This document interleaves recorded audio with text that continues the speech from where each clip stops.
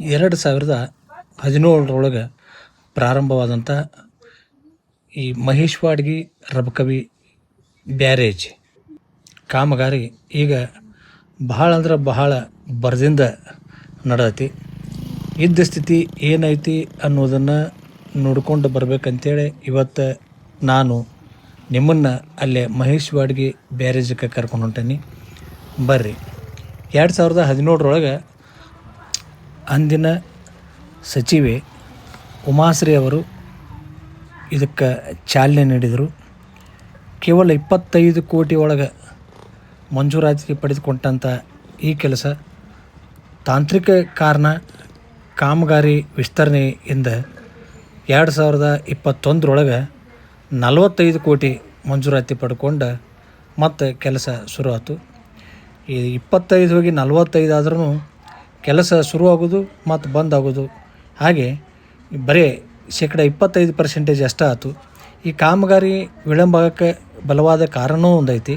ಇಲ್ಲೇ ಪಕ್ಕದೊಳಗನ ಹಿಪ್ಪರಗಿ ಬ್ರಿಡ್ಜ್ ಇರೋದ್ರಿಂದ, ಹಿಪ್ಪರಗಿ ಒಳಗೆ ನೀರು ಯಾವತ್ತಲೂ ನಿಂತಿರೋದ್ರಿಂದ ಇಲ್ಲೇ ನೀರು ಖಾಲಿ ಆಗ್ತಿದ್ದಿಲ್ಲ. ನೀರು ಖಾಲಿ ಆಗ್ಲಾರ್ದ ಮಧ್ಯದಲ್ಲಿರುವಂಥ ಪಿಲ್ಲರ್ಗಳನ್ನು ನಿರ್ಮಾಣ ಮಾಡೋಕ್ಕೆ ಭಾಳ ಅಡೆತಡೆ ಆಕ್ಕಿತ್ತು. ಯಾಕೆ ನೀರು ಇರೋದ್ರಿಂದ ಏನೂ ಕೆಲಸ ಮಾಡೋಕ್ಕೆ ಸಾಧ್ಯ ಆಕ್ಕಿದ್ದಿಲ್ಲ. ನಮ್ಮ ಸುದೈವವೋ ಅಥವಾ ಹಿಪ್ಪರಗಿ ಭಾಗದವರ ದುರ್ದೈವವೋ ಗೊತ್ತಿಲ್ಲ. ಹಿಪ್ಪರಗಿಯ ಈ ಕಳೆದ ಕೆಲವು ತಿಂಗಳ ಹಿಂದೆ ಹಿಪ್ಪರಗಿಯ ಬ್ಯಾರೇಜಿನ ಗೇಟ್ಗಳು ಮುರಿದವು. ಹೀಗಾಗಿ ನೀರು ಭಾಳಷ್ಟು ಸೋರಿಕೆಯಾಗಿ ಹೋತು. ಅಲ್ಲಿ ಹಿಪ್ಪರಗಿಯಿಂದ ನೀರು ಹೋಗಿದ್ದರಿಂದ ಇಲ್ಲಿ ನೀರಿನ ಮಟ್ಟ ಕಡಿಮೆ ಆಯ್ತು. ಈ ಬೇಸಿಗೆ ಒಳಗೆ ನೀರು ಪಾತಾಳಕ್ಕೆ ಹೋತು. ಹೀಗಾಗಿ ಇಂಥ ಅವಕಾಶ ಇನ್ನು ನಮಗೆ ಮತ್ತೊಮ್ಮೆ ಸಿಗುವುದಿಲ್ಲ ಅಂಥೇಳಿ ರಬಕವಿಯ ಜನ ಜಾಗೃತರಾಗಿ ಈ ರಾಜಕಾರಣಿಗಳಿಗೆ ದುಂಬಾಲು ಬಿದ್ದು, ಇಲ್ಲ ಇದೇ ಸಮಯ ಸದಾವಕಾಶ ಐತಿ, ಇದನ್ನು ಹೆಂಗಾರೆ ಮಾಡಿ ಸರ್ಕಾರದ ಮೇಲೆ, ಕಾಂಟ್ರಾಕ್ಟರ್ ಮೇಲೆ ಒತ್ತಡ ಹೇರಿ, ಸರ್ಕಾರಿ ಅಧಿಕಾರಿಗಳ ಮೇಲೆ ಒತ್ತಡ ಹೇರಿ ಈ ಕಾಮಗಾರಿಯನ್ನು ತ್ವರಿತಗತಿಯೊಳಗೆ ಮುಗಿಸ್ಬೇಕು. ಈ ಮಹಾರಾಷ್ಟ್ರದಿಂದ, ಕೊಯ್ನಾದಿಂದ ಅಥವಾ ಮಹಾರಾಷ್ಟ್ರದಿಂದ ನೀರು ಬಿಡೋದ್ರೊಳಗಾಗಿನ ಈ ಪಿಲ್ಲರ್ಗಳನ್ನು ಮುಗಿಸ್ಕೊಡ್ಬೇಕು ಅಂಥೇಳಿ ಒತ್ತಡ ಹೇರಿದರು. ಆ ಪ್ರಕಾರ ರಾಜಕಾರಣಿಗಳು ಸಹಿತ ಸ್ಪಂದನೆ ಮಾಡಿದರು. ಹಾಲಿ ಶಾಸಕ ಸಿದ್ದು ಸವದಿಯವರಾತು, ಆಮೇಲೆ ಕಾಂಗ್ರೆಸ್ಸಿನ ಸಿದ್ದು ಕೊಣ್ಣೂರವರಾತು, ಈ ಸಾರ್ವಜನಿಕರ ಮನವಿಗೆ ಸ್ಪಂದನೆ ಮಾಡಿ ಸರ್ಕಾರದ ಮೇಲೆ, ಅಧಿಕಾರಿಗಳ ಮೇಲೆ, ಕಾಂಟ್ರಾಕ್ಟರ್ ಮೇಲೆ ಒತ್ತಡ ಹೇರಿ ಈ ಕಾಮಗಾರಿ ಬರದಿಂದ ನಡೆಯೋಕ್ಕೆ ಅತ್ಯಂತ ಶ್ರಮ ವಹಿಸ್ಯಾರ ಅಂತ ಹೇಳ್ಬೋದು. ಇಲ್ಲೇ ಸಾರ್ವಜನಿಕರೆಲ್ಲ ಒಂದಾದ್ರೆ ಏನೆಲ್ಲ ಮಾಡಬಹುದು ಅನ್ನೋದಕ್ಕೆ ಇದೇ ಒಂದು ಉತ್ತಮ ಉದಾಹರಣೆ. ನಾವೆಲ್ಲ ಒಂದಂದ್ರೆ ಯಾವುದೇ ಪಕ್ಷದವರಿದ್ದರೂ ನಮ್ಮ ಮನವಿಗೆ ಸ್ಪಂದಿಸ್ತಾರ ಅನ್ನೋದಕ್ಕೆ ಇದು ಒಂದು ಉದಾಹರಣೆ. ಇದು ನೋಡ್ರಿ, ಈಗ 8ನೇ ಪಿಲ್ಲರ್ ನಿನ್ನೆ ಮುಗಿದೈತಿ, ಇದು 7ನೇ ಪಿಲ್ಲರ್. ಈ ಒಂದು ಪಿಲ್ಲರ್ಕ್ಕೆ ಬುನಾದಿ ಹಾಕಿದ್ರಂದ್ರೆ, ಬುನಾದಿ ಹಾಕಿ ಎತ್ತರಿಸ್ಕೊಂಡ್ರೆ ಕೆಲಸ ಸಲೀಸಾಕೈತಿ. ಒಂದು 4-5 ದಿವಸ ಕಾಲಾವಕಾಶ ಬೇಕು. ಒಂದು 4-5 ದಿವಸ ಕಾಲಾವಕಾಶ ಸಿಕ್ಕರೆ ಈ ಕೆಲಸ ಆಕೈತಿ. ಅಷ್ಟರೊಳಗೆ ಮಳೆರಾಯನೂ ಕೃಪೆ ತೋರ್ಬೇಕಾಗೈತಿ. ಆಮೇಲೆ ಮಹಾರಾಷ್ಟ್ರದಾಗೂ ಮಳೆ ಆಗಲಿಲ್ಲ ಅಂದ್ರೆ ಇಲ್ಲೇ ನೀರು ಬರೋದು ಇಲ್ಲ. ಅವ್ರಿಗೆ ನೀರು ಬಿಡಬೇಡ ಅಂತ ಹೇಳಿ ಮನವಿ ಮಾಡ್ಕೊಂಡಾರ. ಅವ್ರು ಮಹಾರಾಷ್ಟ್ರದವ್ರು ನೀರು ಬಿಡೋದು ಇಲ್ಲ. ಆದರೂ ಮಳೆ ಆತಂದ್ರೆ ಯಾರೂ ಕೇಳೋ ಪ್ರಸಂಗನ ಬರೋಂಗಿಲ್ಲ, ನೀರು ಹರಿದು ಬರ್ತೈತಿ. ಆ ಟೈಮ್ದೊಳಗೆ ಈ ಕಾಮಗಾರಿಗೆ ಅಡ್ಡಿ ಆತಂಕ ಆಗಬಹುದು. ಆದರೂ ಹಂಗೆ ಆಗಬಾರ್ದು ಅಂಥೇಳಿ ದೇವರಲ್ಲಿ ಪ್ರಾರ್ಥನೆ ಮಾಡೋಣ. ಬರ್ರಿ ಈ ಕಾಮಗಾರಿಯನ್ನು ವೀಕ್ಷಿಸೋಣ. ನೋಡ್ರಿ, ಈ ರೀತಿ ನಡೆದಿದ್ದು 7ನೇ ಪಿಲ್ಲರ್ ಕೆಲಸ ನಡೆದೈತಿ.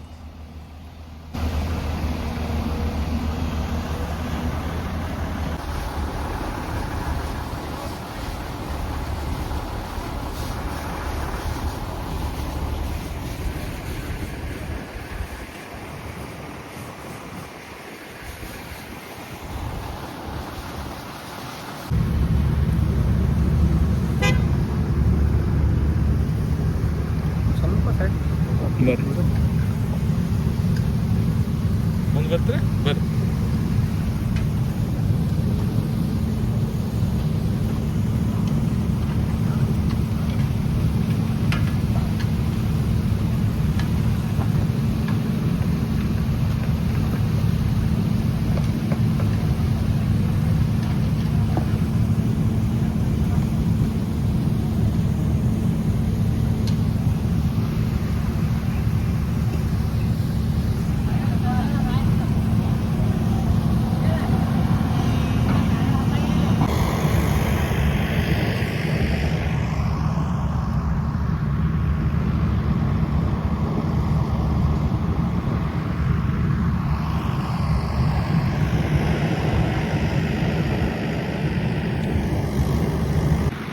ಏಳನೇ ಪಿಲ್ಲರ್ ದಾಟಿ ಹಂಗೆ ಈಗ ಮಹೇಶ್ ವಾಡ್ಗಿ ಕಡೆ ಹೋಗೋಣ ಬರ್ರಿ. ರಬಕವಿಯಿಂದ ಈಗ ಮಹೇಶ್ ವಾಡ್ಗಿ ಇದ್ದಾರೆ. ಈ ಬ್ರಿಡ್ಜ್ ದಾಟಿದ್ರೆ ಮಹೇಶ್ ವಾಡ್ಗಿ, ಬ್ರಿಡ್ಜ್ ಈಚೆ ಕಡೆ ರಬಕವಿ, ಬ್ರಿಡ್ಜ್ ದಾಟಿ ಮಹೇಶ್ ವಾಡ್ಗಿ ಆ ಕಡೆನೂ ಎಲ್ಲ ಪಿಲ್ಲರ್ಗಳ ಮುಗ್ದಾವ.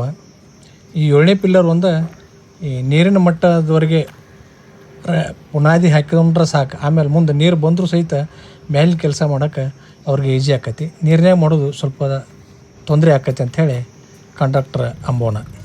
ಈ ನೋಡಿರಿ, ಈ ನಿಮಗೆ ವಿಶೇಷವಾದಂಥ ಒಂದು ಬೋರ್ಡ್ ತೋರಿಸ್ತೀನಿ. ಈ ಬೋರ್ಡ್ ನೋಡಿರಿ, ರಬಕವಿ ಪೊಲೀಸ್ ಸ್ಟೇಷನ್ ಅಂತ ಬರ್ದಾರೆ ಇದ್ರ ಮೇಲೆ. Rabakavi police station, Rabakavi police ಠಾಣೆ. ಈ ಬೋರ್ಡ್ದೊಳಗಾದ್ರೆ ನೋಡಿ ನಾವು ರಬಕವಿ ಜನ ಖುಷಿ ಪಡಬೇಕು. ಯಾಕಂದ್ರೆ ರಬಕವಿ ಒಳಗೆ ಪೊಲೀಸ್ ಸ್ಟೇಷನ್ ಇಲ್ಲ, ಪೊಲೀಸ್ ಠಾಣೆ ಇಲ್ಲ, ಇರುವುದು ಔಟ್ ಪೋಸ್ಟ್. ನಾವು ರಬಕವಿಯವ್ರು ಏನೋ ಹೋಗ್ಬೇಕಾದ್ರೆ ಪೊಲೀಸ್ ಸ್ಟೇಷನ್ಗೆ ಹೋಗ್ಬೇಕಾದ್ರೆ ತೀರ್ದಾಳಕ್ಕೆ ಹೋಗಬೇಕು. ಆದ್ರೆ ಈ ಬೋರ್ಡ್ದೊಳಗೆ ರಬಕವಿ ಪೊಲೀಸ್ ಠಾಣೆ ಅಂಥೇಳಿ ಈ ನಮ್ಮನ್ನು ಸಂತೋಷಪಡಿಸ್ಲಿಕ್ಕೆ, ರಬಕವಿಯವ್ರನ್ನ ಸಂತೋಷಪಡಿಸ್ಲಿಕ್ಕೆ ಪೊಲೀಸ್ ಇಲಾಖೆಯವ್ರು ಬರ್ದಾರ ಅಂಥೇಳಿ ತಿಳ್ಕೊಬೇಕು ನಾವು. ಬರ್ರಿ, ಈಗ ಹಿಂಗೆ ನೋಡ್ರಿ, ಮುಂದೆ ಇದು ಮಹೇಶ್ ವಾಡ್ಗಿ ಕಡೆ ಬಂದೀವಿ. ಈಗ ಮಹೇಶ್ ವಾಡಿ ಒಳಗೆ ಯಾವ ರೀತಿ ಕೆಲಸ ಮಾಡಾಕ್ತಾರೆ ನೋಡ್ರಿ. ಇಲ್ಲೆಲ್ಲ ನೋಡ್ರಿ ಬರದಿಂದ ಕೆಲಸ ನಡೆದೈತಿ.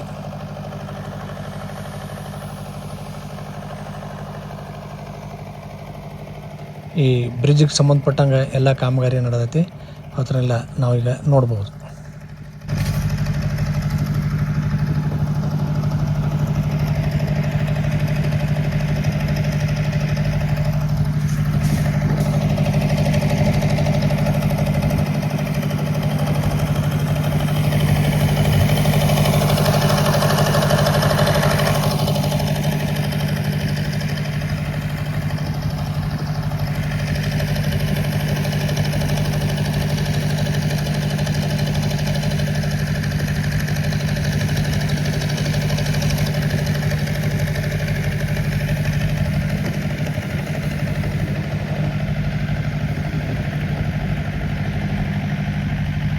ಮಹೇಶ್ವಾಡಿ ಕಡೆಯಿಂದ ಮತ್ತೀಗ ರಬಕವಿ ಕಡೆ.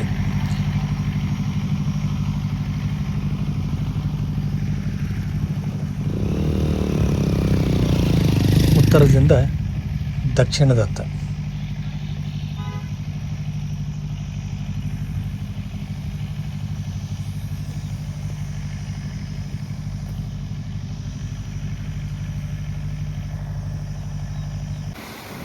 ಬರ್ರಿ, ಇಲ್ಲೇ ನಮ್ಮ ಊರಿನ ಹಿರಿಯರು ನಿಂತಾರ, ಅವ್ರನ್ನ ಸ್ವಲ್ಪ ಮಾತಾಡ್ಸೋಣ. ಹಜಾರೆ ಬಜಾರ್ದ ಮಾಲೀಕರಾದಂಥ ಶ್ರೀ ಗಣಪತರಾವ್ ಹಜಾರೆ ಅವರು ಮತ್ತು BJPಯ ಮುಖಂಡರಾದಂಥ ಶ್ರೀ ಬಸವರಾಜ್ ತೆಗ್ಗಿ ಅವರು ಅವ್ರನ್ನ ಮಾತಾಡ್ಸೋಣ.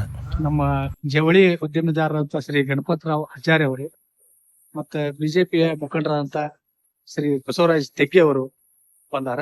ಅವರೊಂದಿಗೆ ಸ್ವಲ್ಪ ಮಾತಾಡೋಣ. ಇದ್ರ ಬಗ್ಗೆ ನಿಮ್ಗೆ ಏನ್ ಅನ್ಸತ್ರಿ? ಸ್ವಲ್ಪ ಹೇಳ್ರಿ. ಕಾಮಗಾರಿ ಬಹಳ ದಿವಸದಿಂದ ಪೆಂಡಿಂಗ್ ಉಳಿದಿತ್ತು, ಈಗ ಮರು ಜೀವ ಪಡೆದೈತಿ. ಈಗ ಅದ್ರ ಬಗ್ಗೆ ನೀವ್ ಏನ್ ಹೇಳ್ತೀರಿ? ಸರ್, ಇದೇ ನಮ್ಮ ರಬಕವಿ ಮತ್ತು ಮಹೇಶ್ವಾಡ್ಗಿ ಸೇತುವೆ ಇದೆಯಲ್ಲ, ಇದು ನಮ್ಮ ಬಾಗಲಕೋಟ್ ಮತ್ತು ಬೆಳಗಾವಿ ಡಿಸ್ಟಿಕ್ ಎರಡು ಜಿಲ್ಲೆಗಳ ಕೊಂಡಿ ಜೋಡಿಸುವಂತ ಕೊಂಡಿ ಇದೆ. ಇದು ಹೆಚ್ಚು ಕಡಿಮೆ ಒಂದು 12 ವರ್ಷ ಆಯ್ತು ಇದು ಬೇಡಿಕೆ ಇಟ್ಟಿದ್ದು. ಆನಂತರ ನಮ್ಮ ಉಮಾಸ್ಕರ್ ಮೇಡಮ್ ಇದ್ದಾಗ ಇದು ಒಂದು ಅವ್ರ ಮಿನಿಸ್ಟರ್ ಸ್ಯಾಂಕ್ಷನ್ ಆಗಿ ಪೂಜೆ ಆಗಿ ಚಾಲು ಆಗಿ ಹೆಚ್ಚು ಕಡಿಮೆ ಒಂದು 10 ವರ್ಷ ಸಮೀಪ ಆಯ್ತು. ಆದ್ರ ಮುಂಚೆ ಸ್ಟಾರ್ಟಿಂಗ್ ನಲ್ಲಿ ಸ್ವಲ್ಪ ಕೆಲಸ ಪ್ರಾರಂಭ ಆಯ್ತು. ಆದ್ರ ನಂತರ ಅದು ಕೆಲಸ ಬಹಳ ವಿಳಂಬ ಆಗ್ತಾ ಬಂತು. ಅಂತಂದ್ರ ನಮ್ಮ ರಾಜಕೀಯ ಹಿತಾಸಕ್ತಿ ಕಡಿಮೆ ಇರೋದ್ರಿಂದ ನಮ್ಮ ಜನರ ಒತ್ತಾಯ ಕಡಿಮೆ ಆಯ್ತು ಗೊತ್ತಾಗಲಿಲ್ಲ. ಆದ್ರೆ ಈಗ ಎಂದೂ ಆಗ್ಬೇಕಾಗಿತ್ತು ಕೂಲ, ಯಾಕಂದ್ರೆ ಇದು ಆಗ್ಲಿಲ್ಲ. ಆನಂತರ ಈ ಇತ್ತಿತ್ತಲಾಗಿ ಸ್ವಲ್ಪ ಹೋದ ವರ್ಷ ಸ್ವಲ್ಪ ಮಳೆ ಜಾಸ್ತಿ ಆಯ್ತು. ಆಚೆ ಕಡೆ ವರ್ಷ ಸ್ವಲ್ಪ ಪಿಲ್ಲರ್ಗಳು ಎಬ್ಸಾತಿರು. ಆ ಪಿಲ್ಲರ್ 7 ನಂಬರ್ ಪಿಲ್ಲರು ಮತ್ತೆ 8 ನಂಬರ್ ಪಿಲ್ಲರ್ ಎರಡು ಸ್ಟಾರ್ಟ್ ಇದ್ದು. ಆ ಟೈಮ್ದಾಗ ಅದು ಮೇಲಿನಿಂದ ಮತ್ತ ಹೊಳೆ ನೀರು ಬಂದ ಕಿಸಿಂದ ಮುಂಚೆ ಖಾಲಿ ಆಗಿತ್ತು. ಆನಂತರ ಹೊಳೆ ನೀರು ಬಂದ ಅದೆಲ್ಲ ಸ್ವಲ್ಪ ಇವ್ರು ಹಾಕಿದ ಕಂಪ್ಯೂಟರ್ ಸ್ವಲ್ಪ ಕೆತ್ಕೊಂಡು ಹೋಗಿ ಎಲ್ಲ ಮತ್ತೆ ಅದು ವಿಳಂಬ ಆಗ್ತಾ ಬಂತು. ಅದು ಇತ್ತಿತ್ತಲಾಗಿ ನಮ್ಮ ಜನರಿಗೆ ಅದು ಬಹಳ ಅಂದ್ರ ಅವಶ್ಯಕತೆ ಇದೆ. ಅಂದ್ರ ಮೈಸೂರಿಗೆ ಜನರಿಗೆ ಆ ಭಾಗದ ಎಲ್ಲಾ ಹಳ್ಳಿಗಳಿಗೆ ನಮ್ಮ ಭಾಗಕ್ಕೆ ಬರ್ಲಕ್ಕ, ನಮ್ಮ ಭಾಗದ ಜನರ ಕಡೆ ಅತಿ ಕಿಳಿಗಾವು ಮತ್ತು ಎಲ್ಲ ಕಡೆ ಹೋಗ್ಲಕ್ಕ ಬಹಳ ದೊಡ್ಡ ಮಹತ್ವಾಕಾಂಕ್ಷೆ ಸಿಕ್ವಿ. ಮತ್ತು ಇದು ಇಷ್ಟೊಳಗ ಆಗ್ಬೇಕಾಯ್ತು. ಅದು ಈಗ ನಮ್ಮ ಎಲ್ಲಾ ಮೈಸೂರಿಗೆ ರಬಕವಿ ಬನಟ್ಟಿ ಎಲ್ಲಾ ಮತ್ತು ಬನಟ್ಟಿ ಎಲ್ಲಾ ನಮ್ಮ ಭಾಗದ ಎಲ್ಲಾ ಜನರ ಒಂದು ಒತ್ತಾಯದ ಮೇರೆಗೆ ಈ ವರ್ಷ ಸ್ವಲ್ಪ ತ್ವರಿತಗತಿಯಲ್ಲಿ ಕೆಲಸ ಚಾಲು ಆಗೈತಿ. ಈಗ ಅದು 7 ನಂಬರ್ ಮತ್ತು 8 ನಂಬರ್ ಪಿಲ್ಲರ್ಗಳಿಗೆ ಎರಡು ಹೇಳ್ಬೇಕಾಗಿತ್ತು. ಈಗ ಅದರ ಕೆಲಸ ತೀವ್ರಗತಿ ನಡೆದೈತಿ. ಹೆಚ್ಚು ಕಡಿಮೆ 2 ದಿವಸ ಒಳಗ ನಮ್ಮ ಹೊಸ ನೀರು ಬರೋದ್ರೊಳಗ, ಈ ಮಳೆಗಾಲದ ಹೊಸ ನೀರು ಬರೋದ್ರೊಳಗ ಅದು ನಮ್ಮ ತಯಾರಾಗ್ತದೆ ಅಂತಕ್ಕಂಥ ಆಸೆ ಐತಿ. ಅದಕ್ಕೆ ನಮ್ಗ ಅದು 2 ಮುಗಿದ ನಂತರ ಉಳಿದ ಕಾಮಗಾರಿ ಏನೈತಿ ಅವ್ರದೆಲ್ಲ ತ್ವರಿತಗತಿಯಿಂದ ನಾವೆಲ್ಲರ ಜೊತೆ ಒತ್ತಾಯ ಮಾಡಿಸ್ತೀವಿ. ಯಾಕಂದ್ರೆ ನಮ್ಮ ಭಾಗದ ಜನರದು ಬಹಳ ಒಂದು ಆಸೆ ಐತದ, ಒಂದು ಕನಸಿನ ಆಸೆ. ಯಾಕಂದ್ರ ಇದು ಬಹಳ ಒಂದು ಇಡೀ ನಮ್ಮ ಭಾಗಕ್ಕನ ನಮ್ಮ ತೇರದಾಳ ಮತಕ್ಷೇತ್ರ ಆಯ್ತು, ಮೈಸೂರಿಗೆ ಭಾಗನೂ ಆಯ್ತು, ಎಲ್ಲರಿಗೂ ಬಹಳ ಅವಶ್ಯಕತೆ ಅಂದ್ರೆ ಏನ್ರಿ, ಇದು ಹೆಚ್ಚು ಕಡಿಮೆ ಒಂದ್ 2-3 ಕಿಲೋಮೀಟರ್ನಾಗ ಮೈಸೂರಿಗೆ ಅವ್ರು ರಬಕವಿ ಬರ್ತಾರು. ಆದ್ರ ಅವ್ರು ಒಂದು ದೊಡ್ಡ ಮಾರ್ಕೆಟ್ ಅಂದ್ರೆ ಹತ್ತಿಗೆ ಹೋಗ್ಬೇಕಾದ್ರ 26 ಕಿಲೋಮೀಟರ್ ಹೋಗ್ಬೇಕಿತ್ತು. ಅವ್ರಿಗೂ ಅನುಕೂಲ ಆಗತಿ, ನಮಗೂ ಅನುಕೂಲ ಆಗತಿ. ಹಿಂಗಾಗಿ ಎಲ್ಲರಿಗೂ ಒಂದು ಬಹಳ ದೊಡ್ಡ ಅನುಕೂಲ ಐತಿ. ಮತ್ತ್ ನಮ್ಮಲ್ಲಿ ಎಲ್ಲಾ ಜನರು ಬಹಳ ಒಂದು ಒತ್ತಾಯ ಮೇರೆಗೆ ಈ ಕೆಲಸ ನಡೆದೈತಿ. ಆಗದ ಅಂತಕೊಂಡ್ ಇದಕ್ಕೆ ನಮ್ಮ ದೇವರ ಆಶೀರ್ವಾದ ಇರ್ಲಿ ಅಂತಕೊಂಡ್ ಹೇಳ್ತಿಸಿಂದ ಒಂದ್ 2 ಮಾತನ್ನ ಹೇಳಕ್ ಇಷ್ಟ. ನೀವು ಒಂದ್ ಸ್ವಲ್ಪ